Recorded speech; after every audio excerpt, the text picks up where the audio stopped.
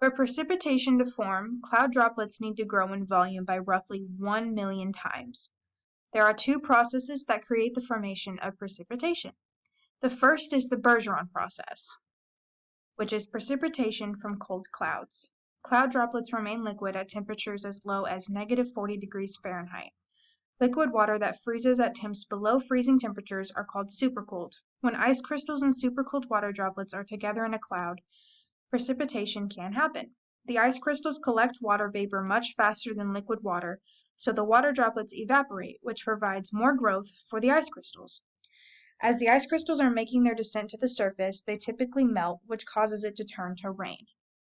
The next process is the collision-coalescence process, which is precipitation for warm clouds. Clouds that are composed entirely of liquid droplets need to have droplets bigger than 20 micrometers for precipitation to happen. Large droplets form when hygroscopic particles, which are particles that attract water, are in large amounts in the atmosphere. When the relative humidity is under 100%, hygroscopic particles start to remove water vapor from the air, and the cloud droplets that form can grow large. As the large droplets fall, they collide with the smaller droplets. With so many collisions, the droplets can grow large enough to fall without evaporating. The surface tension of the drops is overcome by the air, causing the drops to break and fall into much smaller drops. Next, we're talking about the differences in rain, snow, sleet, and hail. Rain is typically produced in nimbostratus or cumulonimbus clouds. Raindrops do not exceed 5 millimeters. When rain is heavy, it can be variable from one place to another. Snow is precipitation in the form of ice crystals. Snow is produced in supercooled clouds, and water vapor is deposited as ice crystals that stay frozen as they descend to the surfaces. Sleet is made up of translucent ice pellets. It's also classified as small, spherical to lumpy ice particles that will form when raindrops freeze while falling through sub-freezing air.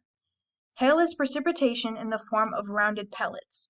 It's produced in large cumulonimbus clouds, it's a hard one to pronounce, where frozen ice particles and supercooled water coexist.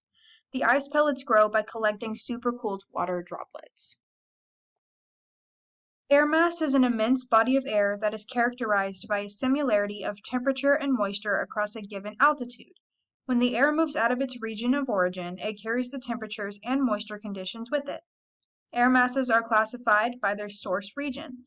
Polar air masses and Arctic air masses come from high latitudes towards the Earth's poles.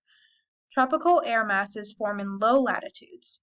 Continental air masses are formed over land, and maritime air masses originate over water.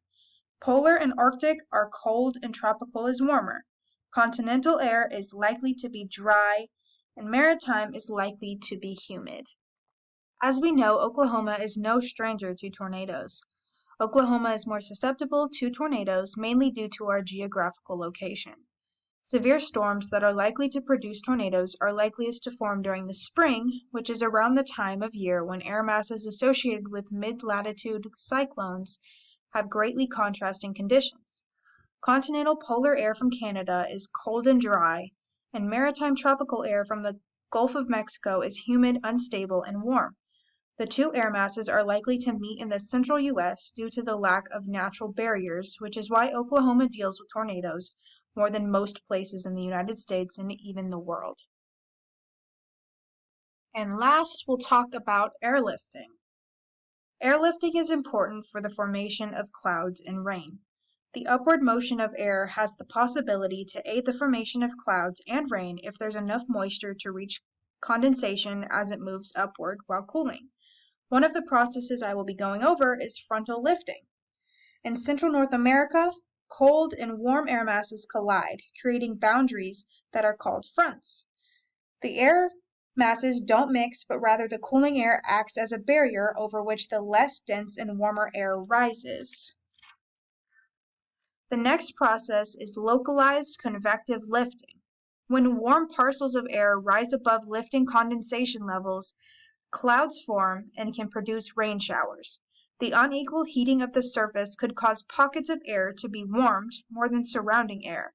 The overlying parcel of air being less dense than the air surrounding it will go upward, and this process is called thermals. Localized convective lifting is responsible for thermals.